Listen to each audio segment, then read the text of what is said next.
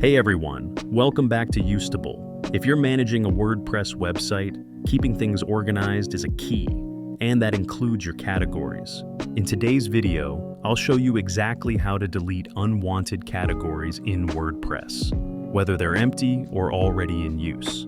It's a quick and simple process, but it can really help tidy up your content structure and improve your site's user experience. So, if you've been wondering how to clean up your category list the right way, you're in the right place. Let's get started. By the way, at Usable, we believe your website deserves the best, with fast, reliable, and secure web hosting that keeps your site running at top speed, always.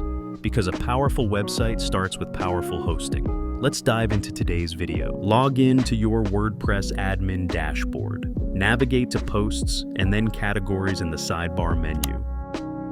This Categories page shows a list of all existing categories on the right.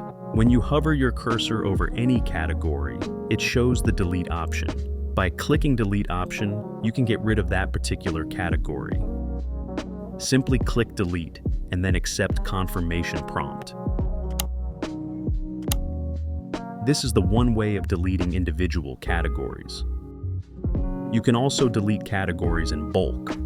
For bulk deletion, check this topmost box that selects all the categories at once.